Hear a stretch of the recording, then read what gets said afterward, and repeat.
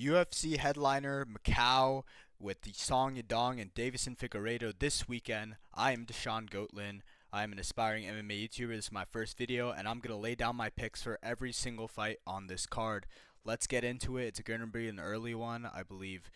The I believe the first fight will be around 3 or 4 a.m. and the main card starts at 7 a.m. as it is in Macau, China. So it's going to be an early one. First fight, Loma Luke Bunmi and Jacqueline Amorim.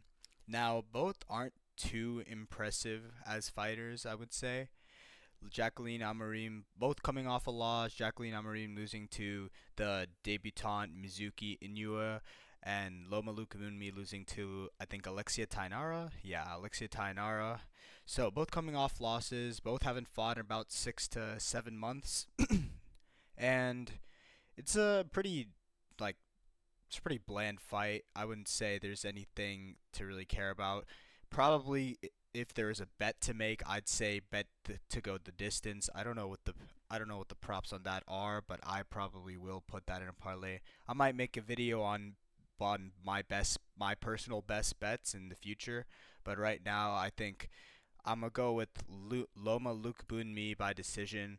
I've just seen more of her that I was a bit decently more impressed with. I know Amarim has some sub wins, but the fighters she's beat, two of them have been cut. Polyana Viana is probably going to be cut. She just lost again this past weekend via invert. Like she had a body triangle and just got pushed on her knee.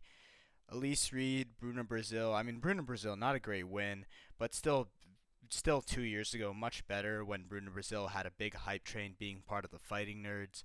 I'm going to go with Loma Lookboonmee.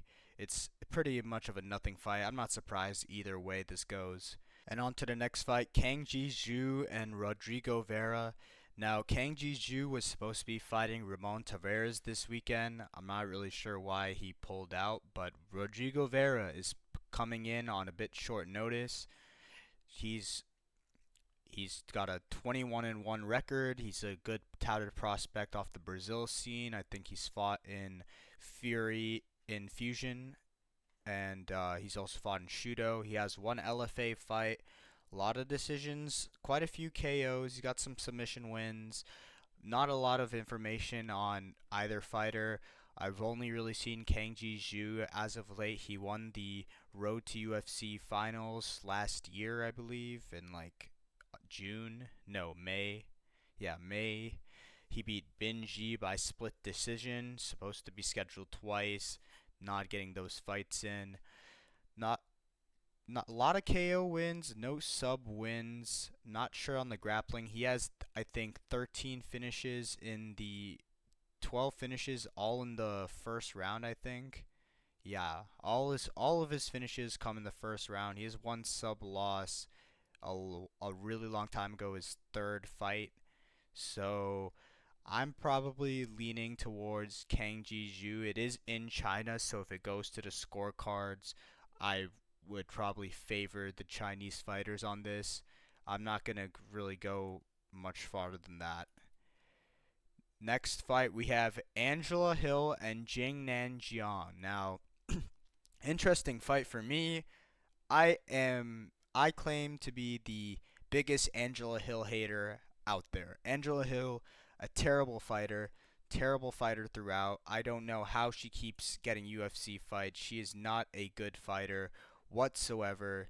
She sits there, she loses to a lot of prospects, she robs prospects like Ketlin Sosa. She should be on a 4 fight losing streak, instead she's on a 2 fight losing streak. She calls out Jillian Robertson like she's not lost to pretty much every low ranked and unranked strawweight there is on the roster.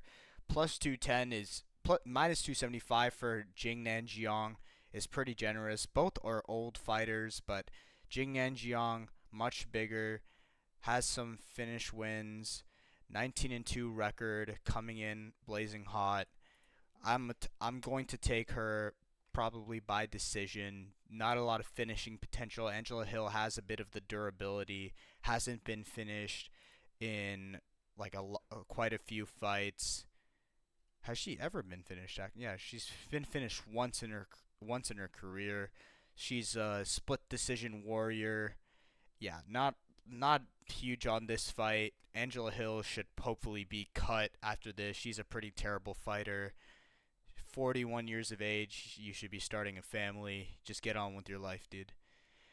Next fight, the short notice, Luis Gurule takes on Ray Suruya.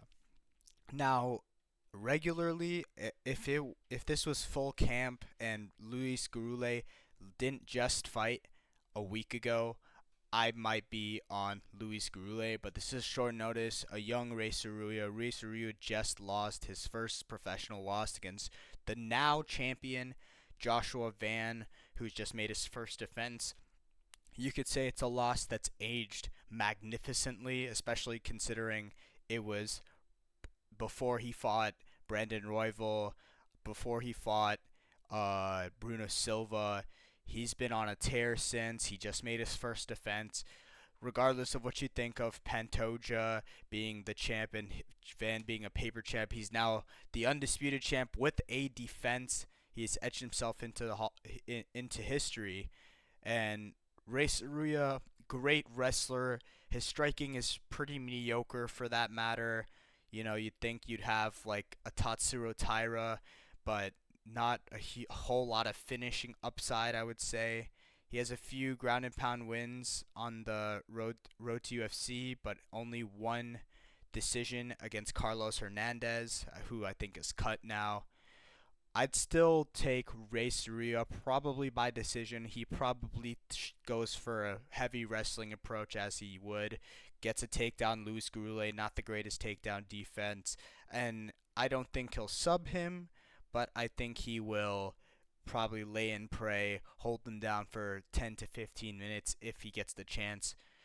I like Luis Gurule on the feet. I just don't know if his takedown defense will last, especially having just fought a week ago. He took a decent amount of damage in that fight against Daniel Barres.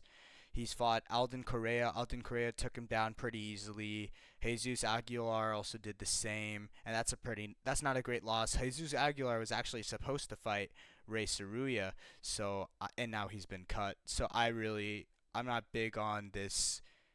I'm not big on picking Luis Gurule, unfortunately. I like him. He has some entertaining fights. He has an entertaining style, but he's not a great fighter.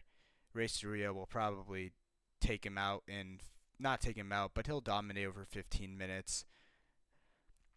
Next fight, Ayo Orikili Lang. I forgot how to pronounce that. And Cody Haddon. Cody Haddon coming on a big win streak. He just beat Dan Orgueda. That's a pretty forgettable win. He hasn't fought. He was supposed to fight, I think, Topuria last year. Alexandre Topuria. If we just go and check. Yeah, first supposed to fight Alexandre Topuria, supposed to fight Wellmaker. This guy is super injury prone, not a super great fighter. I don't seem to recall. Has a lot of quite a few finishing wins. Argueda was his first decision. Ayo Orikili Lang, really great finish against Cody Gibson. I liked Cody Gibson, but he got absolutely demolished, sent flying by this Chinese dude. I don't know why he's a huge underdog, quite frankly. I don't rate Cody Haddon. He hasn't fought in a while. Doesn't have any grappling matches or any sort of event that he's had. He's just been in training camp and being injured multiple times. I really like the upside on I'm just gonna call him the Mongolian. I don't know why doesn't he have a last name. I'm gonna go with the Mongolian. I want to maybe take a chance. I'll say by KO. Really like that. I know he lost to Raul Rosas, but Raul Rosas is young but he is levels above Cody Haddon. His body triangle is devious. Yeah. Both similar size, just a .3 inch rate or .3 inch reach. Oh, He's got a .3-inch reach advantage. I don't know why that's even listed. It's not a huge amount. They should just round it down.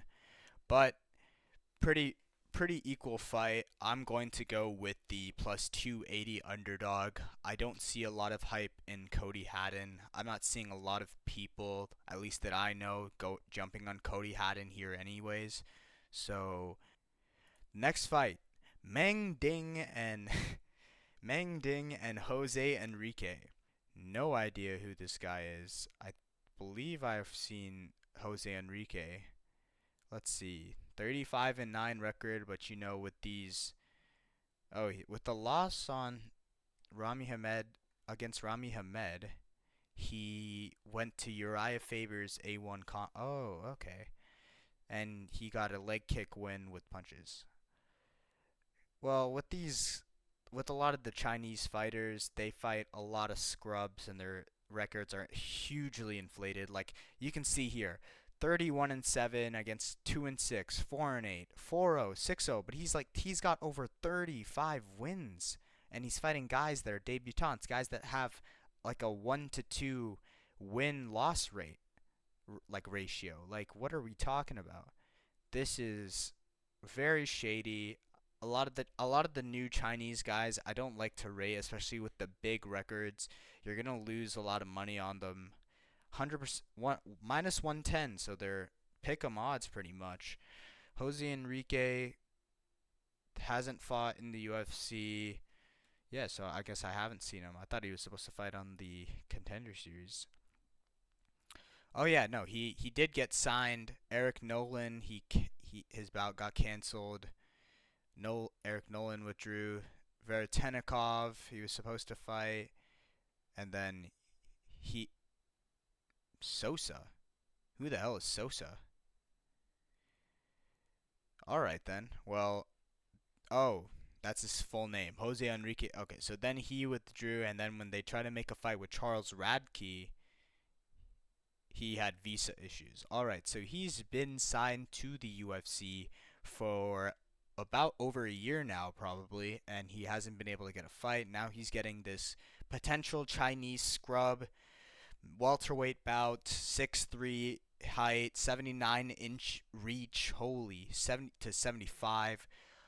I'm going to go with Jose Enrique. He's got quite a few finishes by KO, gone to the scorecards twice, once in his last three fights. So, oh, he's lost on the Contender Series to Yasuko Kinoshita. It's not a great fighter to lose to. Got finished by Adam Fuga and Billy Ray Goff. Oh, okay. Well, that changes my idea a bit. Definitely not gonna bet on this fight. Maybe I'll live bet it if it gets to the second round. Looks like the people in Topology don't think so, but I'm gonna go by this Ming. Let's go with the safe bet. Meng Ding round 2 TKO finish. I think that's a safer bet. And on to the next fight. Let's Luis Philippe Diaz and Yisak Lee from Korea. Yisak Lee boasting an 8-1 record. Hasn't fought in the UFC. Looks like he's a Korean prospect that's come up in Korea. Luis Philippe, big finish on the Contender Series, a rear naked choke. Big prospect from Brave. He has not a lot of activity until his Contender Series fight, however. We got Yisak Lee with a lot more activity. Luis Philippe Diaz. Let's pull up the Tapology to see anything else we can find. A lot of finishing upside. Gone to the scorecards 3 times. Lost 2 of them. Round 2 finish over Donovan Hedrick. Took his 0. But not a lot of great wins here and there. He's lost to more experienced fighters in Brave and hasn't fought a whole lot. Yeah, he won his UFC contract off this and hasn't fought since October, but neither of these guys have fought in 7 to 8 months. So we're going to go, don't know too much about them.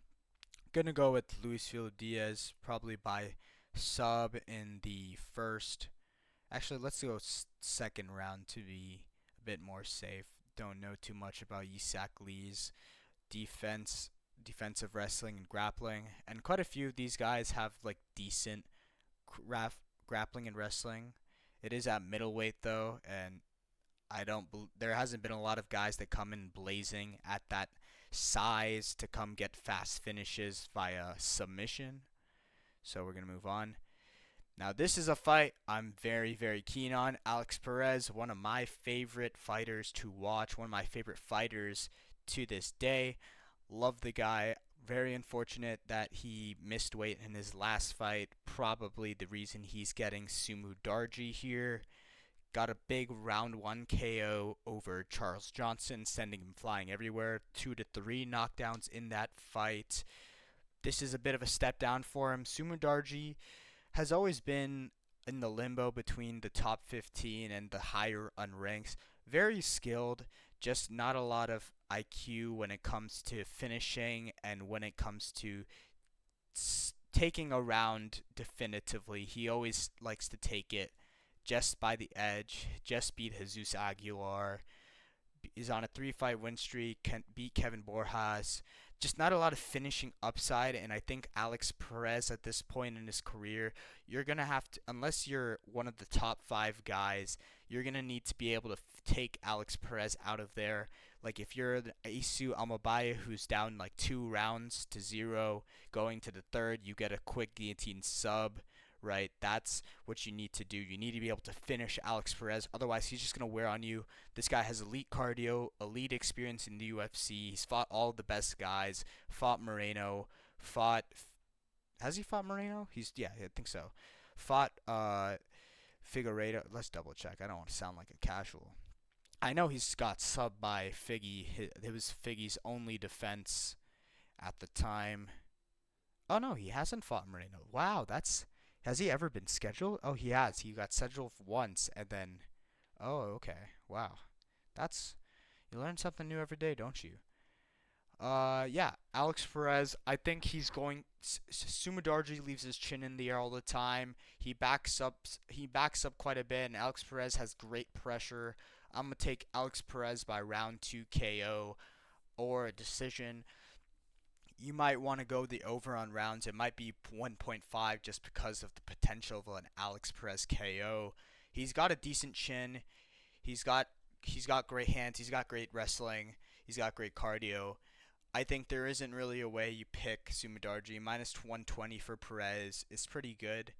I think he's not where he was in terms of his peak athleticism, but I think some fighters like him get better skillfully as they get older, just the body won't be able to keep up. Alex Perez has shown that he can stay with the best of the best. He lost to Tatsuro Taira via injury. But he was winning that fight. He was winning that round. Then he got a body triangle, and Tatsuro Taira caused a knee injury, which kept him out for a while. His return was against Asu Almabayev, and he was up 2-0. Like, he can hang with these young guys. People seem to forget that. I think that's why the odds are so close, but Sumudarji doesn't have a whole lot of knockout power, not a lot of subs off his back, or even just when he has your back. So I'm going to take Alex Perez. Next, Jake Matthews and Carlson Harris in the welterweight division. Jake Matthews, a minus 300 favorite. People argue he should be on a 4-fight win streak after his sub loss to Neil Magny.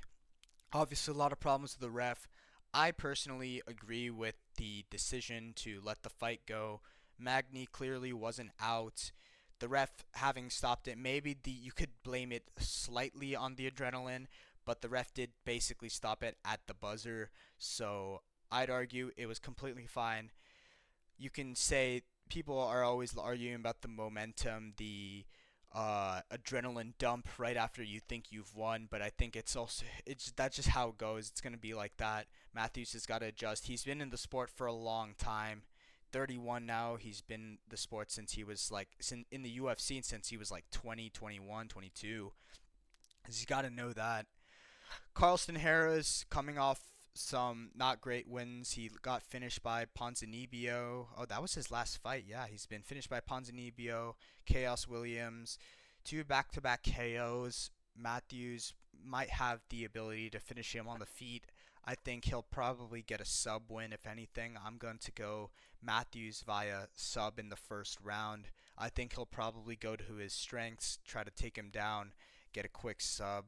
Carlston Harris, not looking too great recently. Probably going to retire, 38 years of age, about to be 39 in a month or two. Yeah, not a great look for the guy, but Matthews is going to get back to his winning ways no matter what, and just a matter of picking whether he KOs him on the feet or subs him on the ground immediately. Next, Kai Asakura and Cameron Smotherman. Kaya Sakura was highly touted when he came over from Ryzen. Big Ryzen champ, beat guys like Kaya Sakura, fought guys like Kyoji Horiguchi, is 1-1 with Kyoji Horiguchi. So if he can get back, actually no, he won't get back to his winning ways to fight Kyoji because Kyoji is staying at the flyweight division. Kaya Sakura struggled a lot with the flyweight cut. He's not a super great grappler, but Cameron Smotherman not really great at anything. This is a guy that gets close fights with like Jake Hadley. He lost to Sergey City, Canadian Ukrainian fighter. Lost to Ricky Simone just last year. Hasn't fought since. Also, still fighting in bantamweight after he fell and just went completely unconscious at the weigh-in. When he was supposed to fight. Who was it? You've probably seen the clip, but he just completely, yeah, Ricky Tercios. Ricky Tercios then got his fight rescheduled, and he fought, he fought Alberto Montes and got subbed. So not a great time for Cameron Smotherman as of late. He's on a 2-fight losing streak.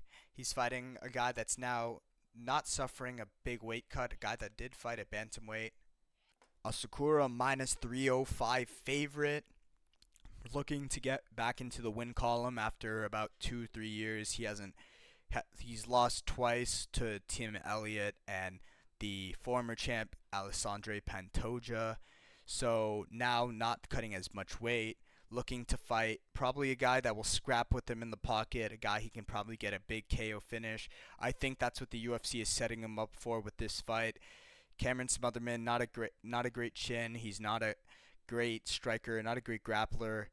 Really doesn't have much of anything for Kaya Sakura here, and I think Asakura probably gets it done in the first round. Probably a Kaya Sakura by KO bet if you're a betting man. Probably your best bet, minus 305, maybe for a parlay. It's pretty solid. It's not bad money if you want to parlay it. I wouldn't straight bet it with anything. Easy money for Kai Asakura. The next fight and the, for some reason, not co-main event. I think this should be the co-main event, but obviously you can see Mingyang Zhang Mingyang, the Tiger, up in the co-main. So we got Sergey Pavlovich and Taliesin Teixeira. We don't need to even talk about this much. Pavlovich is going to make easy work of Taliesin Teixeira in this fight. Around 1 KO, maybe even gone in 60 seconds is a great bet to take. It might be potentially easy money. Pavlovich finished a lot of the top guys in 60 seconds, finished Tuivasa when he was at the top. Not a top guy anymore. He is, let's see, he's on a 2-fight win streak with Rosenstrike and Waldo Cortez Acosta, a guy that people were talking about contending for the belt soon. Just lost to Volkov. Volkov also did beat Pavlovich. So not a great look for Pavlovich at the moment, but he is getting back to his winning. He has gotten back to his winning ways. A big KO finish would definitely get his name into title contention. It's a pretty messed up top 3-4 guys because you got Alex Poatan Pereira fighting for the interim title against Cyril Gane, and Tom Aspinall sitting out like a little bum. So not much to say for where Pavlovich goes after this, but pretty clear. Pavlovich will KO him. Taliesin Teixeira enters the pocket pretty badly. Pavlovich, huge, only a 4-inch height advantage. He has a longer reach, more power, better striking. He has been a lot more calm in his most recent fights, but I think that will help him against a guy like Taliesin. Taliesin will be looking to land a big shot after losing a fight to Derek Lewis and then almost losing to Tai Tuivasa, which is pretty embarrassing. He went to quote unquote war with Tai Tuivasa in 2026. So that's a pretty sad outcome for what was touted as a big prospect, and I was pretty high on him, seeing him KO Justin Tafa with that elbow and the body shot. But Derek Lewis took the hype out. Pavlovich makes easy work. Next up, the co-main event, Ming Yang Zhang and Alonzo Menifield. Ming Yang Zhang coming off the loss to Johnny Walker, and Alonzo Menifield coming off the KO loss to Volkan Oezdemir. Now, these fighters they're coming off big losses and also to different level fighters. Volkan Oezdemir obviously KO'd Johnny Walker, flatlined him pretty badly. Alonzo Menifield was on a decent win streak for him. He beat Umar Sy and the Juice Julius Walker. Ming Yang Zhang hadn't lost a fight in the UFC, and then got leg kicked because he's got those big meaty calves, and he just got leg kicked to oblivion, finished by Johnny Walker in the second round after Walker shot a takedown on him like he was Kamzat. Ming Yang Zhang, though, I'm not super big on him. I've watched a bit of film on Ming Yang Zhang today, and looking at his fight with Brandon Ribeiro, who he finished in the first round, he's getting clipped by Brandon Ribeiro a lot in that first round. He's getting hit every trade. He got a quick trade in the pocket with Brandon Ribeiro, and that's why he won that fight with the left hook. But he was getting hit a lot of times in that fight. Alonzo Menifield, a lot more experience in the UFC. Guy coming off with a bit of a chip on his shoulder, having just lost by KO to another top 10 guy, which was another of his chances. He's not getting anywhere. He looks like a young guy, but he's old. He's 38 years old, going against the younger guy. My gut feels like I should say Ming Yang Zhang just for being the favorite, but I don't trust him. I think Menifield has what it takes to mix it up and get some wrestling in, take him down like he did with Julius Walker, do the same with Umar Sy, keep it a decent standing battle where he won't trade like an idiot rushing in against like Carlos Ulberg. Yeah, like he won't. I don't believe he will go in like an idiot again, but you never know with the Menifield. It's too hard to say. I'm going to go with Zhang Mingyang by round 3 TKO, or another pick would be Alonzo Menifield decision. It's too 50-50 for me to give a direct pick because I'm a bit nervous. I don't know. I can't really decide if Menifield's going to show up here and show that he's a prospect killer, or he's just going to show the way for Ming Yang Zhang to get back into the light heavyweight division. So I think a safer pick here is Ming Yang Zhang. I don't really want to say the under on rounds here for a bet, because Menifield could absolutely just wrestle fuck him for 3 rounds. And that is the co-main event. Not a lot to say on it. Don't really care for either fighters. Ming Yang Zhang did not impress me in his last fight. And now we have the main event of the morning for me, because I live in Canada.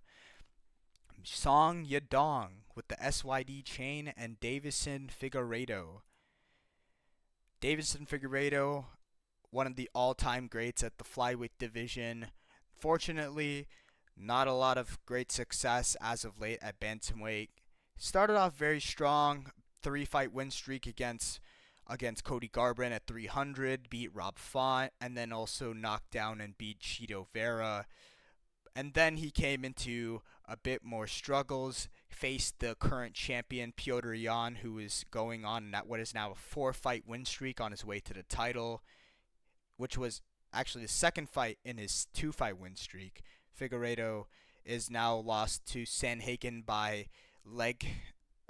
What a gnarly. He messed up a big injury to his leg. Then fought Montel Jackson. Got a close decision win. I picked Figueiredo for that. I did believe he did enough to win that fight, but not looking great, especially Montel Jackson just losing another fight after that to Raoni Barcelos. Figueiredo, old, 38 years old, smaller guy, not a lot of power behind his shots anymore. In his Umar Nurmagomedov fight, in that third and second round, he did show that when he pushes, he has what it takes. Song Yadong, a decent wrestler, not going to go with that the whole time, especially Figueiredo, great transitions. He has good reversals. His defensive wrestling and grappling is very good. He has, when we're talking obviously at his best, he would definitely clear Song Yadong.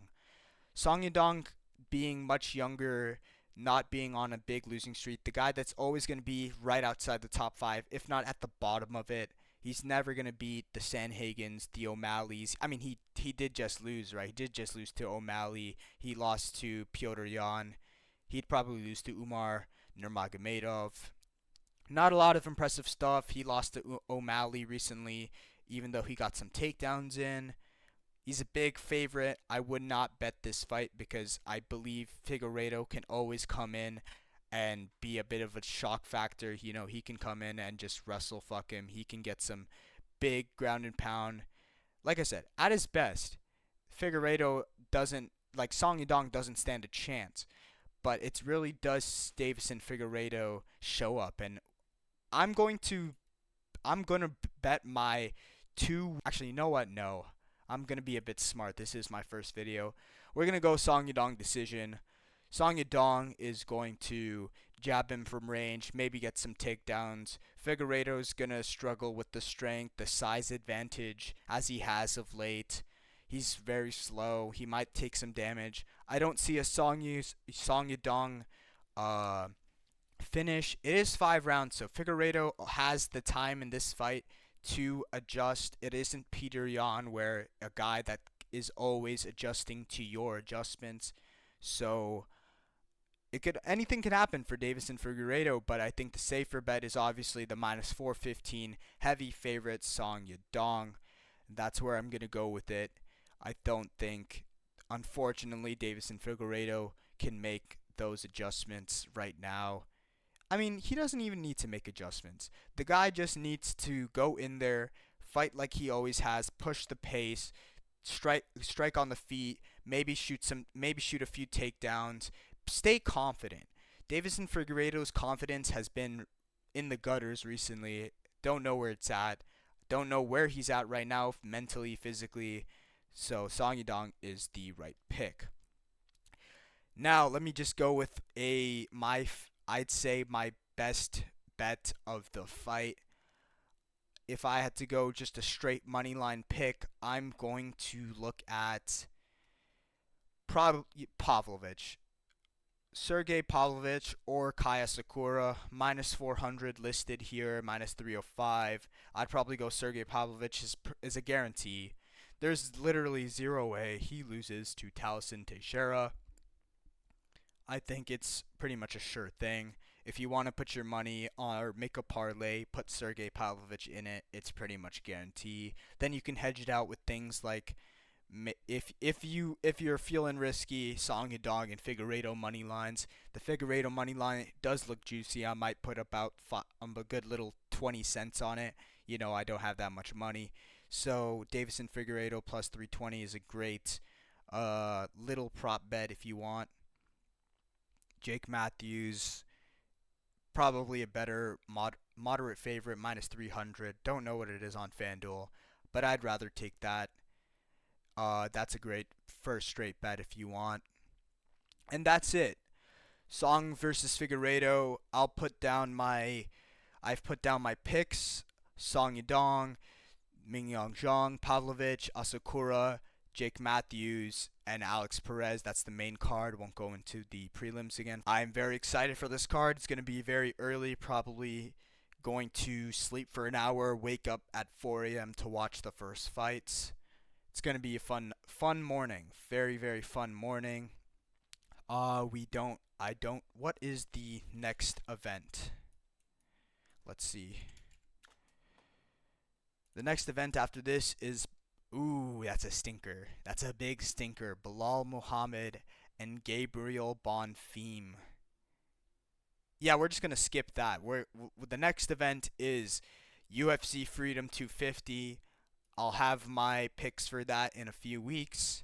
After this card is done, I will also have what I think the future matchup should be based off the winners, based off the prominent losers. Whoever's a big name, I'll have a matchup for them. Thank you guys for watching my first video. If you guys have any thoughts, please leave them down in the comments. Follow me on Twitter. I got about 410 followers. We're getting up there. Shout out the MMA Fins Bet Spaces. Shout out Fins, Banana, Gabe, all the guys in the chat. Great place to be for your best picks and parlays in the MMA and the UFC. Gonna be doing a run through of UFC MACAU together, so tune in. A lot of different voices. You can get some other insights. Really want to thank everybody for tuning in today. Gonna have my picks video and my matchups video up for Sunday as well, so please make sure to tune in. Appreciate all the support, and I hope to continue more of these as the weeks go on. Deshaun Goatland signing out. Have a good one. Hopefully your parlays and bets go through.